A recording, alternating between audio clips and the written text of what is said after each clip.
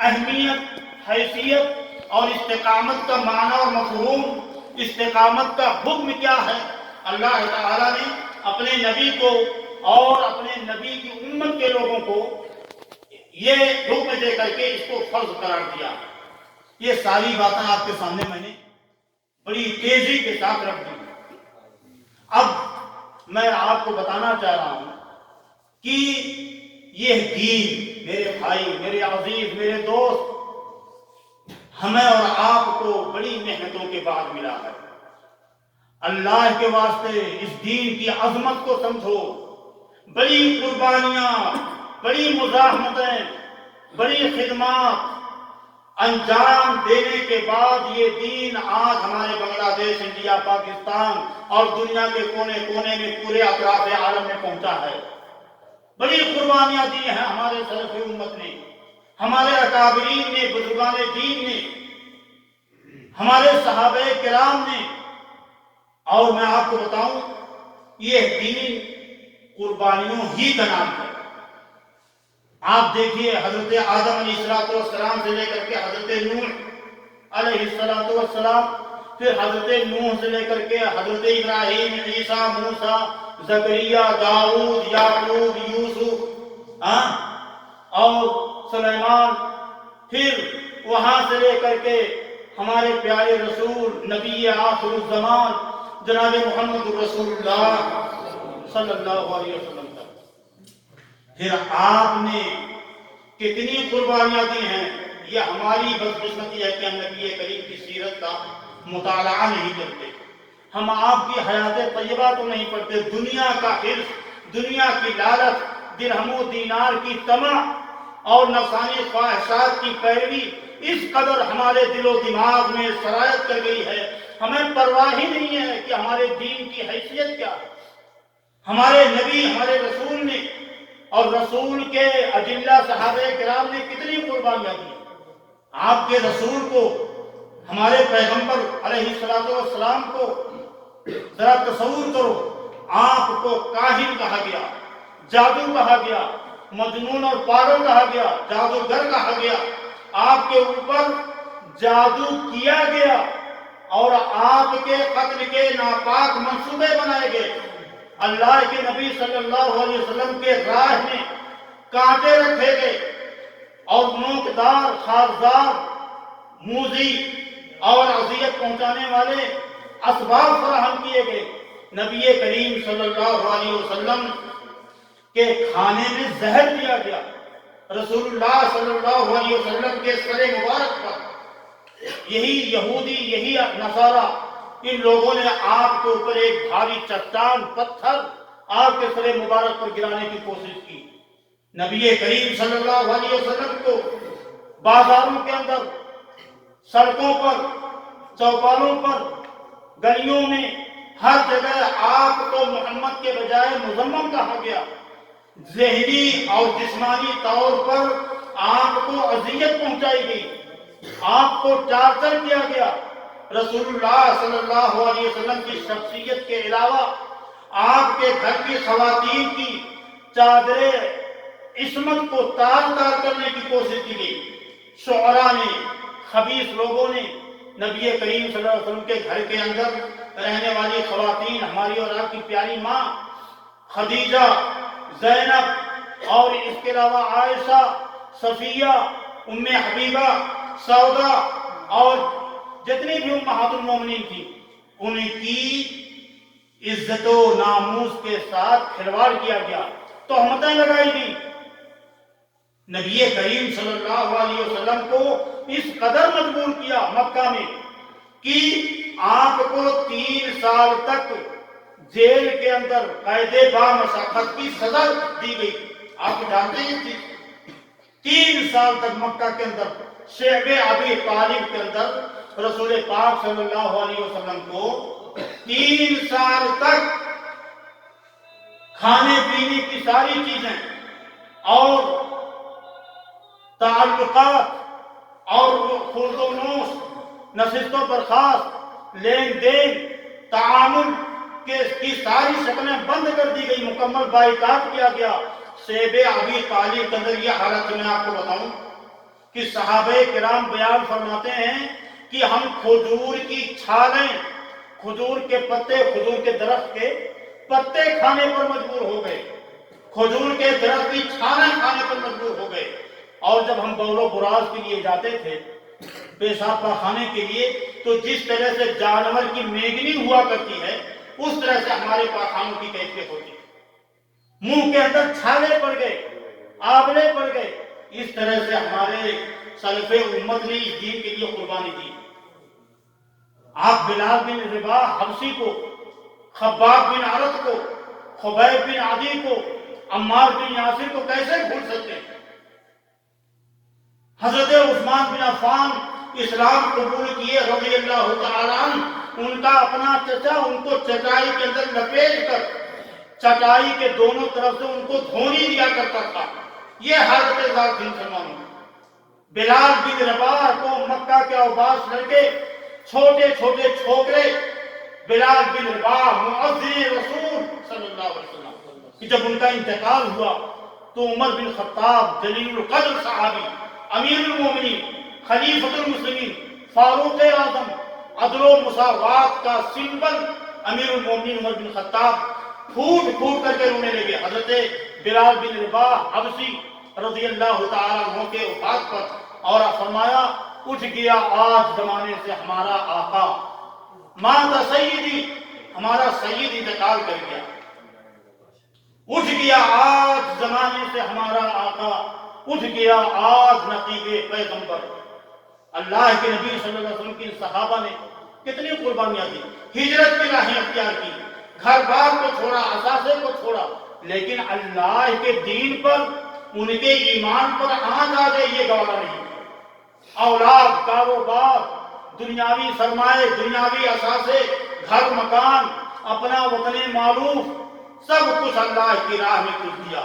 ہم اور آپ ایک وقت کی نماز پڑھنا ہمارے لیے کتنا گران ہو سکتا ہے؟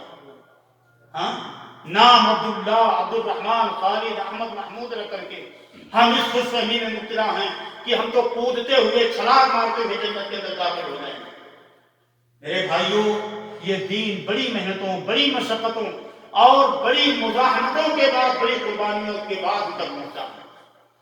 آپ جانتے ہیں نبی کریم صلی اللہ علیہ وسلم کے صحابہ کے بعد تابعین اعظام، ائمہ کرام، امام ابو حنیفہ، امام مالک، امام شافعی، احمد بن حنبل، سفیان ثوری، امام اوزاعی، عبداللہ بن مبارک، حسن بصری، ابراہیم نخعی، یہ بڑے بڑے صحابہ کرام کے بعد آنے والے تابعین اعظام نے کتنی قربانیاں دی۔ احمد بن حنبل رحمۃ اللہ علیہ کو صرف اس وجہ سے کہ امام احمد بن حنبل تنہا ایک شخص پوری دنیا میں یہ عقیدہ رکھتے تھے کہ قرآن یہ اللہ کا کلام ہے، اللہ کا کلام ہے، قدیم غیر مخلوق، اور جس طرح اللہ قدیم ہے ایسے ہی یہ قرآن بھی کیا ہے؟ قدیم ہے۔ جس طرح اللہ مخلوق نہیں ہے ایسے ہی یہ قرآن بھی مخلوق نہیں ہے۔ اس کے پاداش میں 4-5 عباسی بادشاہوں نے ان کو اتنے کوڑے مارے، اتنی سزائیں دی۔ لوگ بتاتے ہیں کہ اگر ایک کوڑا ایک پاگل ہاتھی کو مارا جاتا تو پاگل ہاتھی بھی چیخ اٹھتا تھا۔ اور امام احمد بن حنبل رحمۃ اللہ علیہ نے 4 بادشاہوں کی مار کھائی، جیل گئے، کوڑے مارے گئے، آپ کو ذلیل و رسوا کرنے کی کوشش کی گئی۔ بڑے بڑے اصحاب جب و دستار نے اس عقیدے کو قبول کر لیا، بادشاہوں کے عقیدہ کو، لیکن امام احمد بن حنبل رحمۃ اللہ علیہ تنے تنہا جبل استقامت بن کر کے عظیمت کے ساتھ، حوصلے کے ساتھ اپنے اس عقیدے پر اٹل رہے کہ اللہ کا کلام قرآن یہ اللہ ہی کا کلام ہے، قدیم ہے، غیر مخلوق ہے۔ لوگوں نے کہا احمد اتنی ماریں، اتنی اذیتیں آپ کو مل رہی ہیں، آپ زبان سے کہہ دو، دل کے اندر یہ عقیدہ رکھو۔ کہا نہیں، آتونی بشیء من کتاب اللہ حتی اقول بھی، اللہ کی کتاب قرآن سے دلیل لاؤ تب میں یہ بات، یہ عقیدہ اختیار کر سکتا ہوں۔ سمجھ بات آئی؟ اور آپ دعا فرماتے تھے، احمد بن حنبل دعا کرتے تھے، رحم اللہ ابا الہیثم، اللہ ابو الحیثم پر رحم فرمائے۔ یہ کون ابو الحیثم ہے؟ یہ بغداد کا مشہور نامور ڈاکو ابو الحیثم۔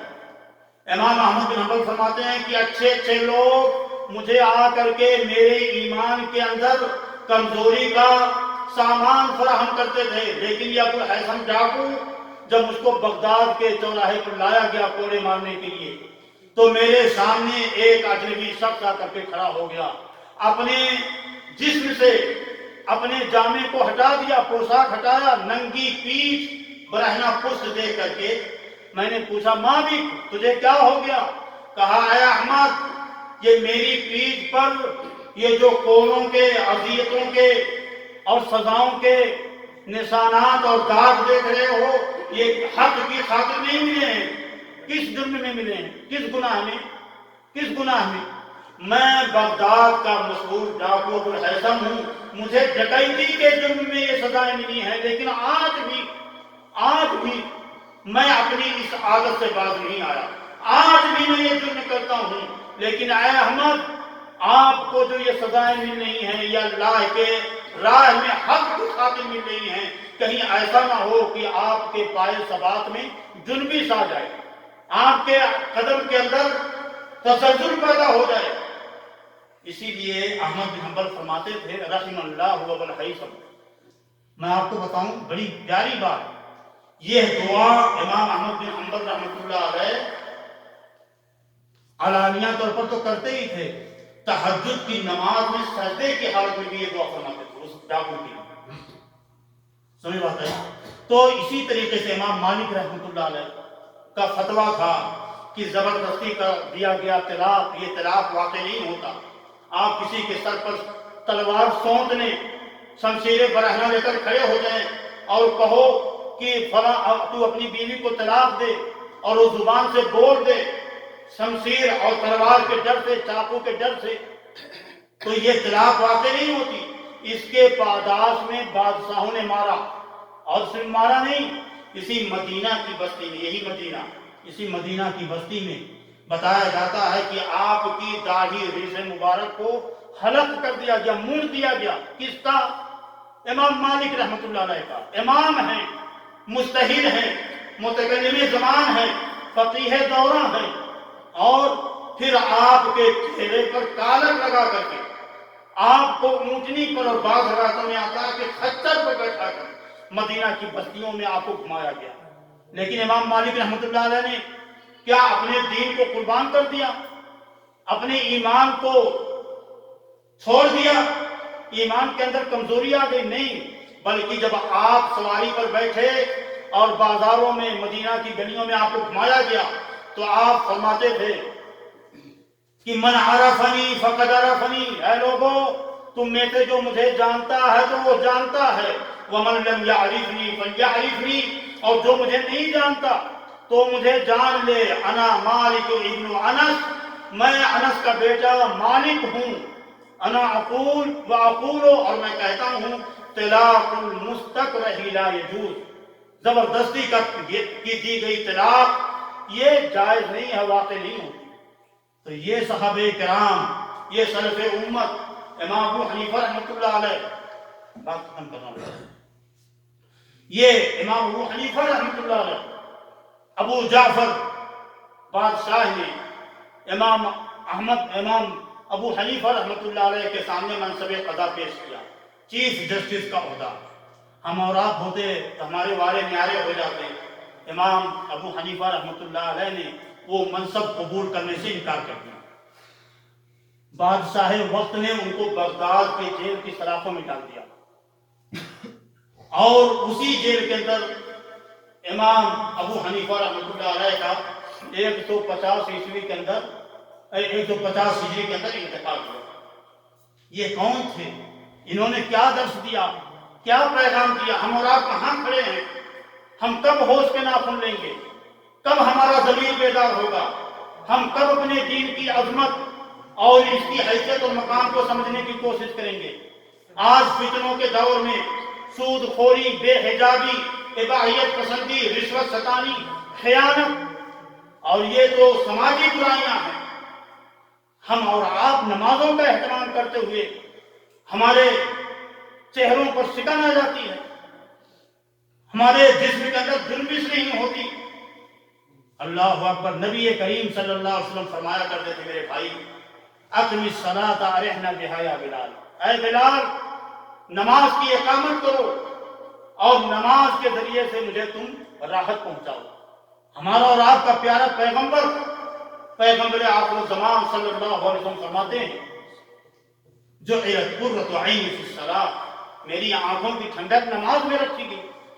ہم جب نماز کے اندر کوتاہ ہو سکتے ہیں، میں برابر یہ بات کہا کرتا ہوں، جو شخص بے نمازی ہو سکتا ہے تو دنیا کا کوئی بھی گناہ، دنیا کا کوئی بھی پاپ، کوئی بھی جرم وہ کر سکتا ہے۔ یہ بات آپ اچھی طرح سے ذہن نشین کر لیں کہ بے نمازی شخص دنیا کا کوئی بھی گناہ کر سکتا ہے، لیکن اگر کوئی حقیقت میں نمازی ہے تو اس کے بارے میں شبہ کیا جاتا کہ ہو سکتا ہے اس نے یہ جرم کیا ہو یا نہ کیا ہو۔ کیوں؟ یہ میں اپنی طرف نہیں کہہ رہا ہوں، ہمارا اور آپ کا پیارا رب کائنات، رب سمت قرآن میں فرماتا ہے ان الصلاۃ تنہی عن الفحشاء والمنکر، کہ یقیناً یہ نماز بے حیائیوں سے، برائیوں سے، جرائم سے، گناہوں سے، معصیت سے ہمیں اور آپ کو روکتی ہے۔ میرے بھائی یہ ساری باتیں، یہ کچھ مثالیں تھیں، امام ابو حنیفہ، امام مالک، امام احمد، نہیں تو ہماری پوری تاریخ قربانیوں سے بھری پڑی ہے کہ نہیں؟ ہاں، بس ضرورت اس بات کی ہے کہ ہم اور آپ فرصت کا وقت تو نکالیں، منٹ دو منٹ کے لیے آپ جب اپنے بستر پر لیٹتے ہیں تو اللہ کے واسطے آپ اپنے دین کے بارے میں سوچیں، اپنے رسول کے بارے میں فکر کریں، آپ اپنی زندگی کے مقصد اول کو سوچیں، آپ کی زندگی کا تخلیق کا رسول عین کیا ہے؟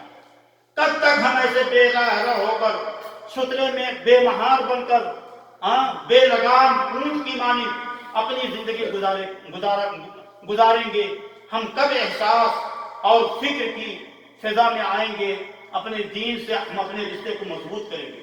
اللہ نے فرمایا ان الذین قالوا ربنا اللہ ثم استقاموا تتنزل علیہم الملائکہ۔ آپ اللہ تعالیٰ کے اس حکم کے پابند بنیں، اللہ ہم سب کو اس کی توفیق عطا فرمائے۔ استقامت کی راہ ہم کیسے اختیار کریں؟ مختصر بات، پہلی بات یہ کہ دعا کرتے رہنا چاہیے، دعا کرتے رہنا چاہیے، اللہ سے استقامت کی بھیک مانگو، بھیک سوال کرو، اللہ کے دربار کے اندر منگتے بنو، سائر بنو، بھکاری بنو، اللہ تعالیٰ سے صراط مستقیم پر چلنے کی توفیق مانگو۔ اور یہ چیز اللہ نے ہمیں اور آپ کو کون بھائی بتائیں گے؟ قرآن کریم میں سکھایا ہے، اور ہر شخص نماز کے اندر اس کو پڑھتا ہے۔ کون سی دعا ہے؟ کون بھائی بتائیں گے؟ ہر شخص نماز کے اندر لازمی طور پر اس دعا کو پڑھتا ہے۔ سورۃ الفاتحہ میں اہدنا الصراط المستقیم، اے میرے رب تو رحمان ہے، رحیم ہے، مالک یوم الدین ہے، ہم تیری ہی عبادت کرتے ہیں اور تجھی سے مدد مانگتے ہیں۔ اہدنا الصراط المستقیم، اے رب، اے میرے پاک پروردگار، تو ہمیں صراط مستقیم کی طرف رہنمائی فرما۔ اور یہ دعا صرف ہم اور آپ نہیں کرتے، ہمارے اور آپ سے پہلے ہمارے سلف امت نے کی، ان سے پہلے صحابہ نے کیا، ائمہ کرام نے کیا، اور غضب کی بات یہ ہے کہ ہمارے اور آپ کے پیارے رسول بھی اس دعا کو پڑھتے تھے کہ نہیں پڑھتے؟ اہدنا الصراط المستقیم۔ اور اللہ کے نبی صلی اللہ علیہ وسلم دعا کرتے تھے سجدے کی حالت میں، کون بھائی بتائیں گے؟ اللہم یا مقلب القلوب، ہاں سلمان، ہاں، اللہم یا مقلب القلوب ثبت قلبی علی دینک، اے دلوں کو پھیرنے والے، دلوں کو الٹنے پلٹنے والے رب، تو ہمارے دل کو اپنے دین پر ثابت کر دے۔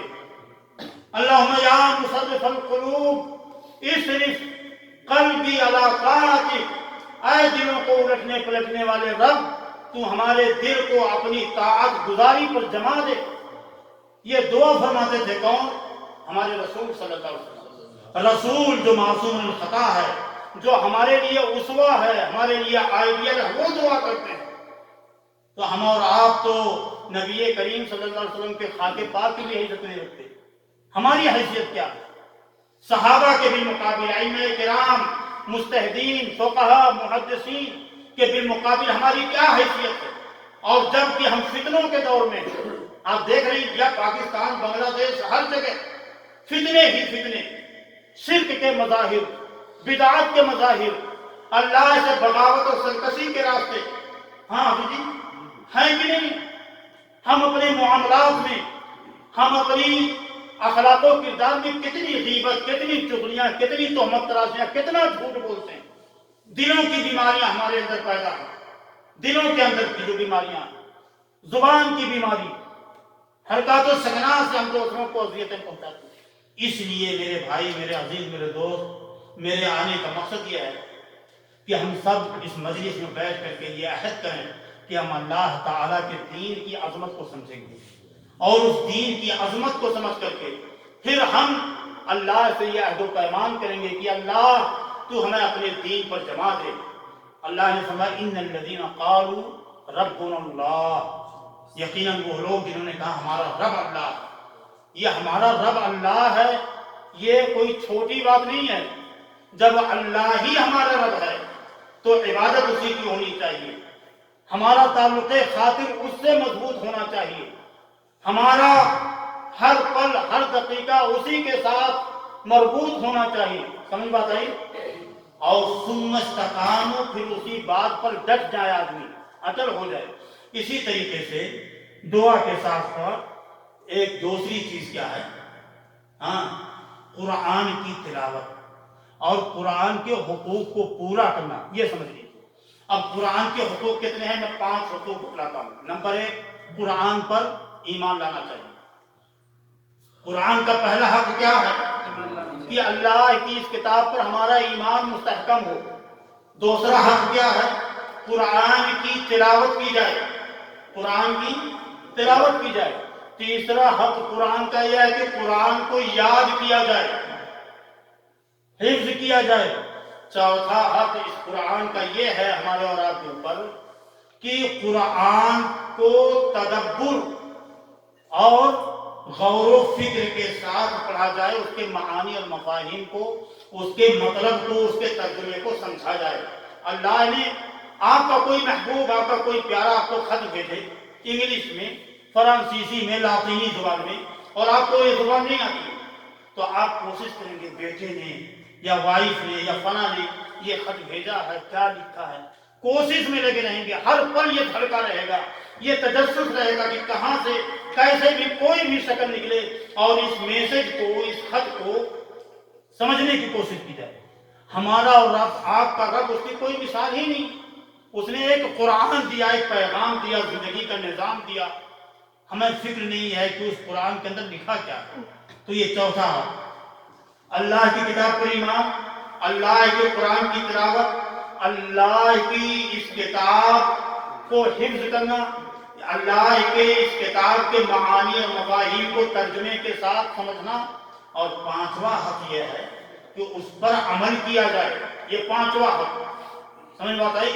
اور ایک چھٹا حق اور اس میں اضافہ کر لیجئے کہ یہ سب پانچوں حقوق ادا کر لینے کے بعد ہمیں اس بات کی فکر ہونی چاہیے کہ اس پیغام کو آگے فارورڈ کیا جائے، دنیا جہان کے لوگوں کو بتایا جائے جو کہتے ہیں کہ قرآن یہ دہشت گردی کی تعلیم دیتی ہے، قرآن یہ دقیانوسی کی تعلیم دیتی ہے، قرآن یہ ایسا ہے، قرآن یہ ویسا ہے۔ ابھی ایک خبیث وسیم رضوی انڈیا کے اندر آپ نے سنا ہو، اس نے 26 آیات کو کوٹ کیا، کہا کہ یہ قرآن کی آیات کو قرآن سے نکالا جائے۔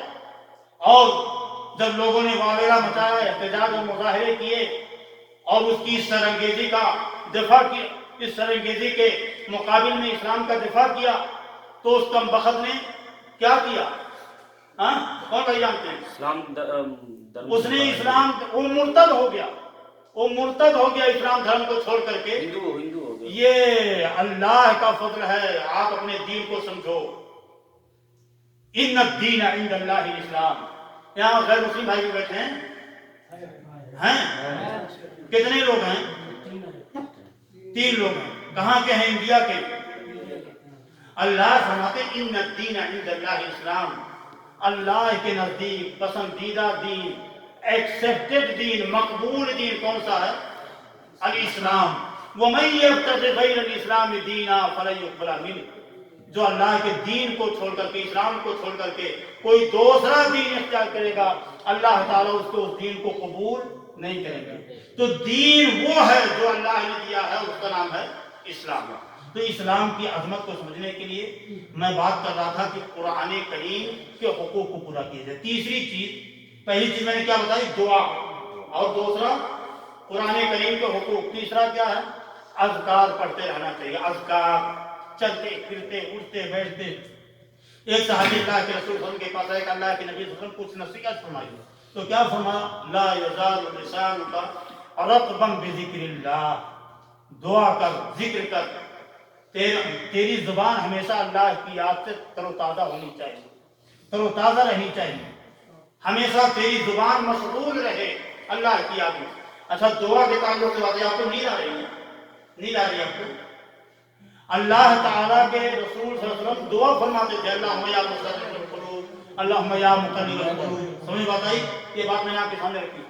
اور اللہ کا ذکر، تیسری چیز. چوتھی چیز، چوتھی بات، عبادت کو انجام دینا. عبادت کے ارکان، عبادت کی شرطیں، عبادت کے فرائض. کوئی بھی عبادت، عبادت صرف نماز کا نام نہیں ہے. میں نے کئی بار آپ کے سامنے رکھا، بات یہ بتائی کہ مسکرا دینا اپنے بھائی کو دیکھ کر کے، یہ بھی کیا ہے؟ عبادت ہے. آپ کا بھائی آ رہا، دوست آ رہا، مسکرا کر کے اس کا استقبال کرنا. راستہ چلتے ہوئے راستے میں پڑے ہوئے پتھر یا نوکدار چیزوں کو ہٹا دینا، یہ بھی عبادت ہے. آپ اپنی بیوی کے حقوق پورا کرتے ہیں، وہ بھی عبادت ہے. بچوں کے حقوق. الغرض اس تفصیل میں نہیں جانا چاہتا. تو عبادت یہ کیسے ہونی چاہیے میں بتاؤں آپ کو. نبی کریم صلی اللہ علیہ وسلم کو اللہ نے حکم دیا سورۃ الحجر کے اندر، وَاعْبُدْ رَبَّكَ حَتَّى وَاعْبُدْ رَبَّكَ حَتَّى يَأْتِيَكَ الْيَقِينُ. اے میرے محبوب پیغمبر، آپ اپنے رب کی عبادت کرتے رہو، کرتے رہو، کرتے رہو، یہاں تک کہ آپ کا آخری وقت آ جائے. حتیٰ یأتیک الیقین.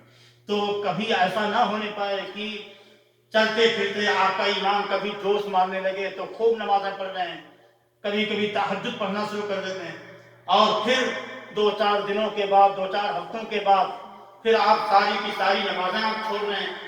آپ ادھر نماز پڑھ رہے ہیں، ادھر اپنی زبان سے گالیاں بک رہے ہیں. آپ ادھر صدقہ اور خیرات کر رہے ہیں، دوسروں کے مال میں خیانت کر رہے ہیں. یہ عبادت نہیں ہے. وَاعْبُدْ رَبَّكَ حَتَّى يَأْتِيَكَ الْيَقِينُ. عبادت کے ساتھ یہ چوتھی چیز میں نے آپ کے سامنے رکھی ہے. پانچویں چیز، پانچویں بات کہ ہمیں اپنے نبی صلی اللہ علیہ وسلم کی سیرت پڑھنی چاہیے، حیات طیبہ پڑھنا چاہیے. اور اپنے صحابہ کرام نے، ائمہ کرام نے، مجتہدین نے، سلف امت نے کیا قربانیاں دی ہیں، ان کی زندگی کو پڑھنا چاہیے.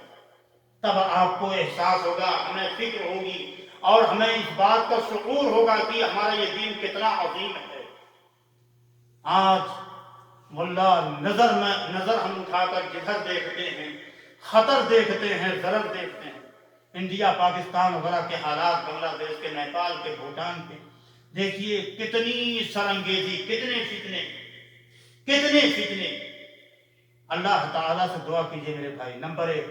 نمبر 2، قرآن کے حقوق پورا کیجئے. نمبر 3، اللہ کے ذکر سے اپنی زبانوں کو تر و تازہ رکھیے. نمبر 4، عبادت کے جتنے بھی فرائض ہیں، نوافل ہیں، سنتیں ہیں، مستحبات ہیں، ان کا اہتمام کریں. نمبر 5، اپنے رسول اور اپنے اسلاف کی سیرتوں کو پڑھو، تب یہ استقامت ہمارے اندر پیدا ہوگی.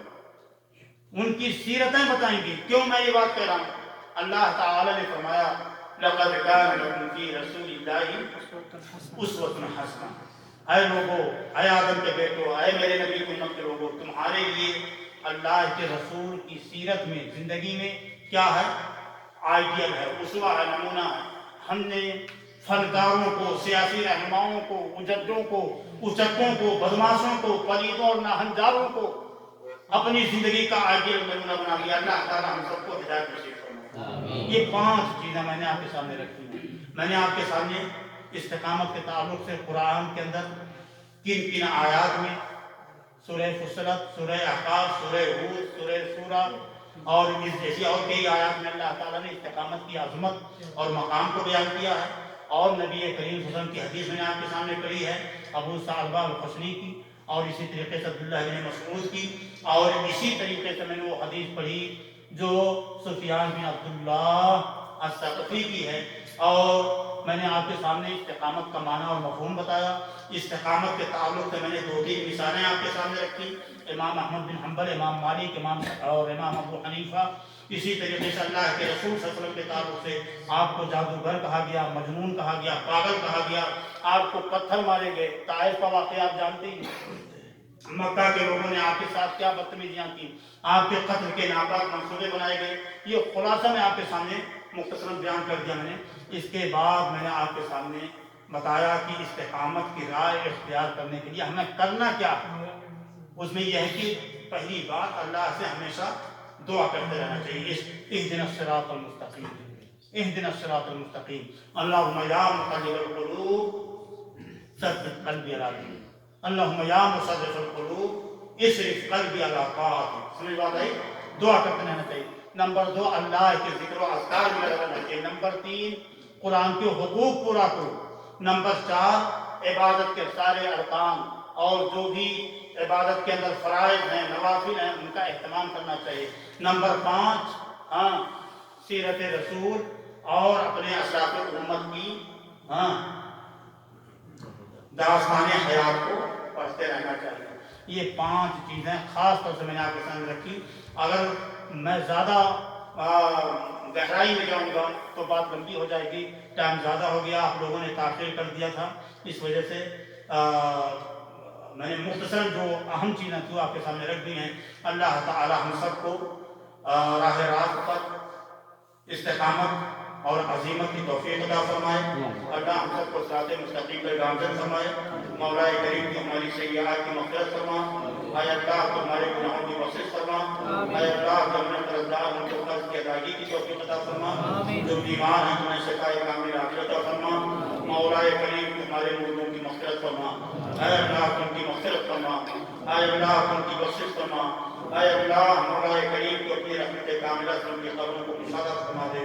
اللہ تو ان کی قبروں کو اپنے مالوں کے ذریعات سے معمور فرما دے۔ اللہ تو ہم سب پر رحم فرما۔ اللہ تو ہم سب پر دین اسلام پر استقامت اور عزیمت کی توفیق عطا فرما۔ اے اللہ تو ہماری مشکلات کو دور فرما۔ ہمارے جو بھی بھائی بہن جہاں بھی پریشان حال ہیں تو اللہ ان کی مشکلات کو دور کر دے۔ جو دین اسلام سے بیگانہ ہے تو ان کو دین آشنا کر دے۔ جو دین اسلام سے دور ہیں تو ان کو دین سے قریب فرما دے۔ اے اللہ دین اسلام کو بول بالا عطا فرما۔ تو اپنی شریعت کو اللہ تعالیٰ بالادستی عطا فرما۔ اے اللہ تو ہم سب کو سرخروئی عطا فرما۔ مولا کریم تو اپنے دشمنوں پر اپنا وہ عذاب نازل فرما کہ تیرا عذاب جب تیرے دشمنوں پر آتا ہے تو تیرے علاوہ کوئی نہیں ٹال سکتا ہے۔ اللہ تو ان کو ٹکڑے ٹکڑے کر دے۔ اللہ تو اپنے دشمنوں کو لخت لخت کر دے، ان کو نشان عبرت بنا دے۔ اے اللہ تو ہم سب کو دشمنان اسلام کی شرانگیزیوں سے حفاظت عطا فرما۔ اللہ جب تک ہم اس دنیا میں زندہ رہیں اسلام پر زندہ رہیں، اور جب ہمارا خاتمہ ہو تو تیرے ایمان پر ہو۔ اقول قولی ھذا استغفر اللہ لی ولکم ولسائر المسلمین۔ اللہم ارنا الحق حقا وارزقنا اتباعہ وارنا الباطل باطلا وارزقنا اجتنابہ۔ ربنا تقبل منا انک انت السمیع العلیم وتب علینا انک انت التواب الرحیم۔ سبحان ربک رب العزة عما یصفون وسلام علی المرسلین والحمد للہ رب العالمین۔